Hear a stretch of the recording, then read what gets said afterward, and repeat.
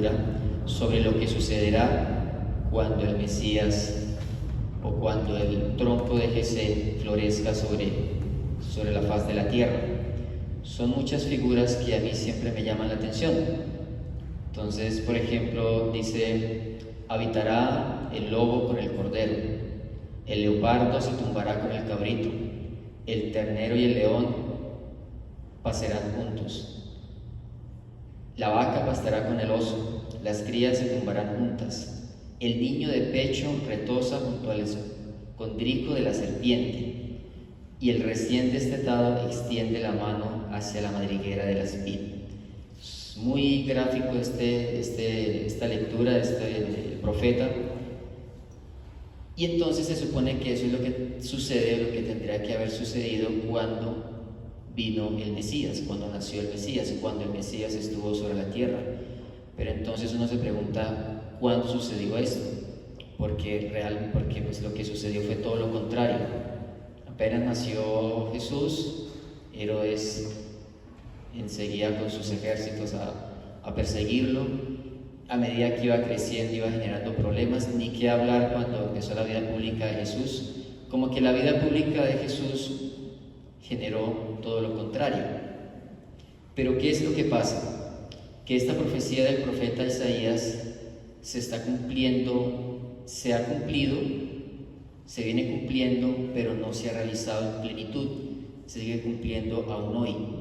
La encarnación del Hijo de Dios, el nacimiento del Mesías ya se dio, pero su revelación se sigue realizando en la historia y en cada uno de nosotros. O sea, esto no va a suceder, esta realidad que nos presenta el profeta Isaías no se va a realizar hasta que la revelación de Dios no se haya hecho vida y carne en cada uno de nosotros, hasta que el Hijo de Dios no se haya encarnado en nosotros, en donde nosotros ya podamos actuar con justicia, donde todos estos dones del Espíritu Santo que nos presenta aquí el profeta Isaías, que son propios del Mesías, también sean propios de nosotros.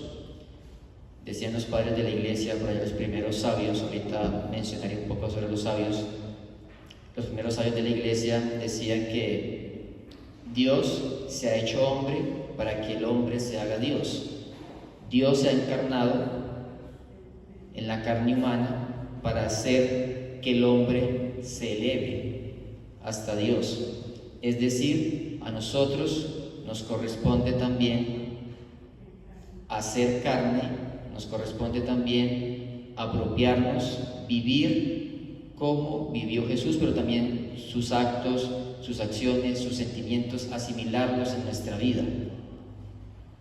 ¿Para qué? Para que la encarnación de Dios no sea solamente algo que sucedió por allá hace 2000 años, sino que también se dé en la vida de cada uno de nosotros, en la vida particular, en la vida cotidiana. Cuando eso suceda, muy seguramente podemos ver todas estas imágenes que nos presenta el profeta Isaías. Respecto al Evangelio, vemos cómo Jesucristo eleva una oración dando gracias a Dios porque las cosas profundas del misterio de Dios han sido revelados a las personas sencillas y no a los sabios y entendidos. Yo hoy vengo de graduarme de teólogo de la Universidad de Santo Tomás. Muchas veces creemos, nosotros los teólogos, en nuestra pretensión, creemos que lo sabemos todo ya sobre Dios. Entonces ya sabemos todo lo que se puede decir sobre Dios. Y también las personas creen que nosotros, por ser teólogos, ya sabemos todo sobre Dios. Y resulta que no, aunque el Evangelio tampoco está diciendo que estudiar esté mal, que ser sabio y querer entender el misterio de Dios esté mal. No. Lo que está mal es creer que ya lo sabemos todo, creer que ya hemos agotado el misterio de Dios, creer que lo que se tenía que haber dicho de Dios ya se ha dicho. Entonces, que los dogmas ya son así y ya no podemos pensar ni reflexionar más sobre ellos. Que lo que se dice de los sacramentos ya eso está así y eso ya no se puede pensar ni profundizar más.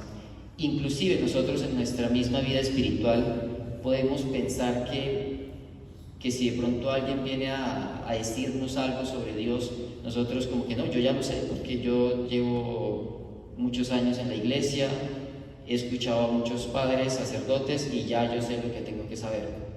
El problema es ese, que no hay disposición existencial para profundizar en el misterio de Dios. Ese es el problema.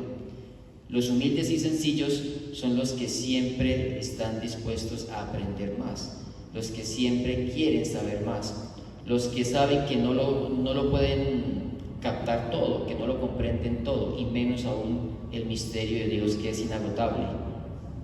Esos son los humildes y sencillos, los que siempre quieren aprender más, los que siempre quieren profundizar más, los que siempre quieren acercarse más al misterio de Dios. Y los sabios y entendidos son los que creen que ya lo saben todo.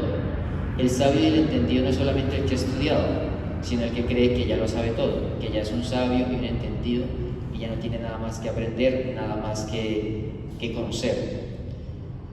El ser humilde es darnos cuenta de que el misterio de Dios es algo que nos supera, algo inagotable, y que debemos ser, primero que todo, tener una cierta reverencia ante el misterio, pero también buscar conocerlo y profundizar en él, y estar siempre atentos.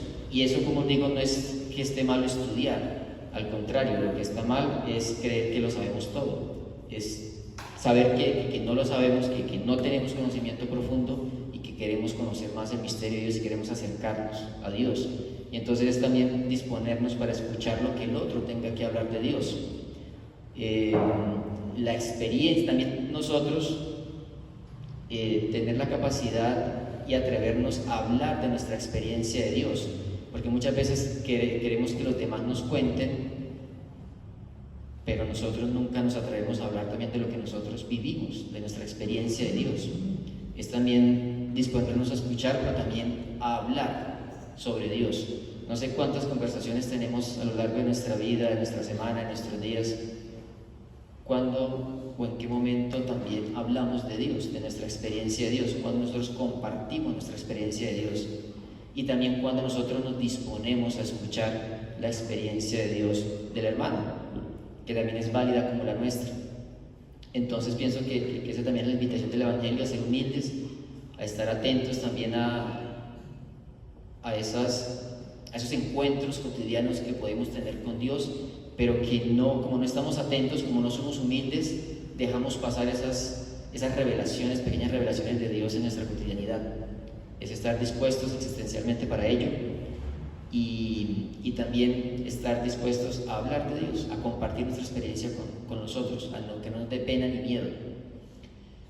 Porque en materia del misterio de Dios, creo que nadie es un sabio ni un entendido. Todos estamos en ese camino de profundizar, de conocer y de aprender más sobre Dios para poder acercar un poco más a Él y poder llegar un día, como dicen los padres de la iglesia, a ser como Dios.